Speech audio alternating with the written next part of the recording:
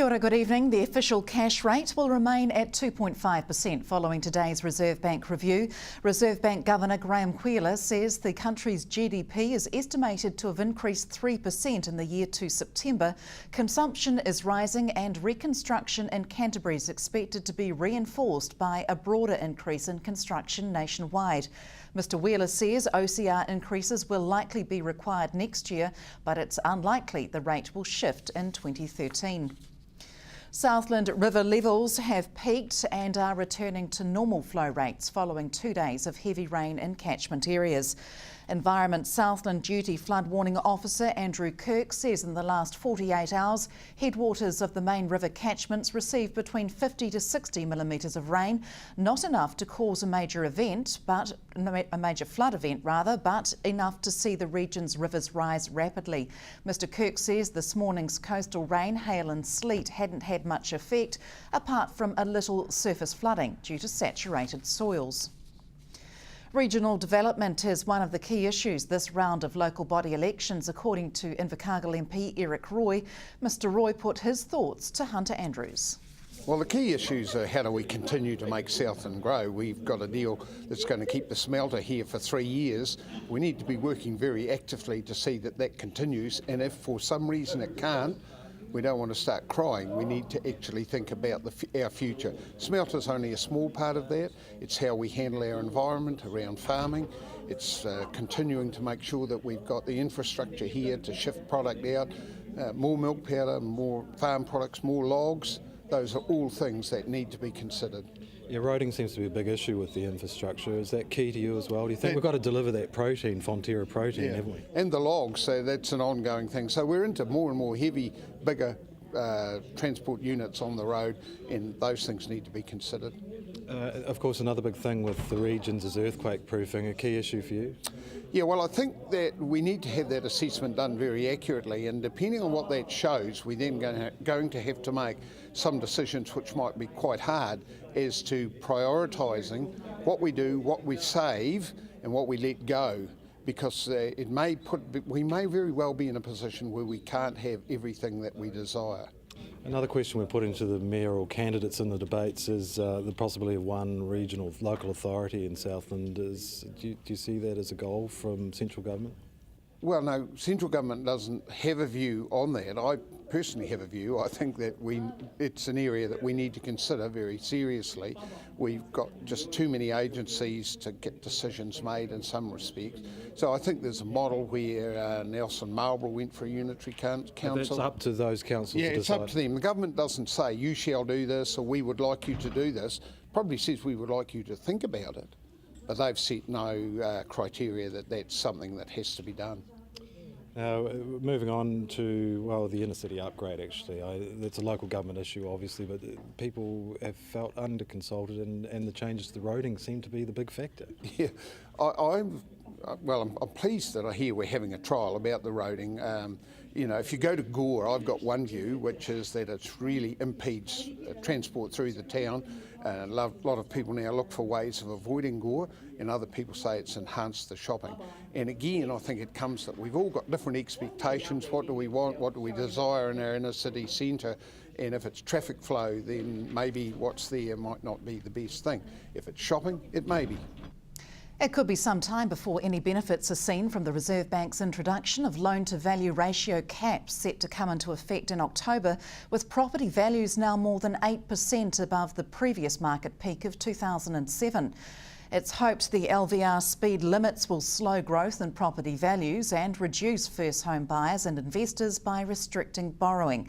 But according to QV Valuation's latest property index, nationally house prices are up 8.5% on a year ago, largely due to supply restrictions in Auckland and Christchurch, with values across Auckland increasing 13.1% and Christchurch 11.4%. Values have grown in the majority of provincial centres in the past year, the exception being in Southland and Gore, each seeing a noticeable decline of over 4% over the past 3 months.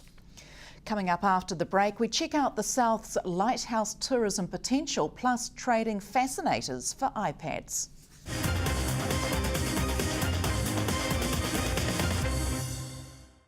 Welcome back. An ongoing project in the Southern Seas is proving an excellent example of how sponsors, businesses and volunteers can work together with the Department of Conservation to support green issues.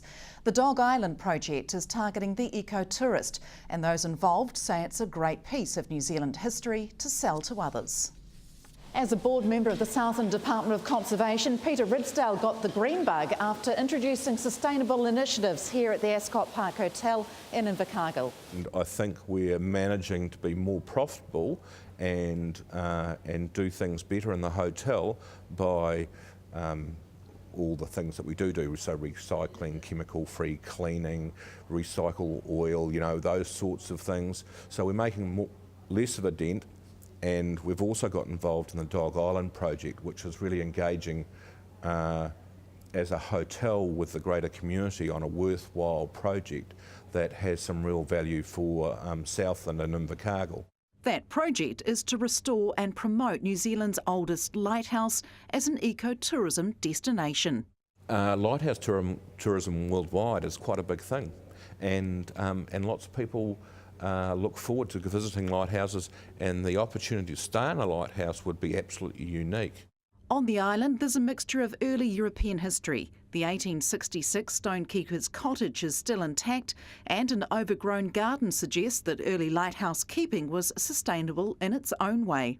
They grew their own veggies, milked cows, made butter and milk and all those sorts of things, as well as cleaned the lenses and maintained the lighthouse. Strong Māori history and legends are associated with the island, and it's this collision of culture that Ridsdale says has real tourism potential.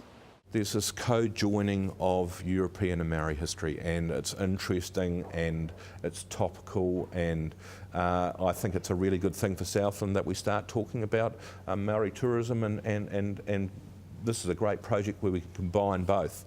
9 Invercargill companies are convinced this is a good project for all the right reasons, including ecologically.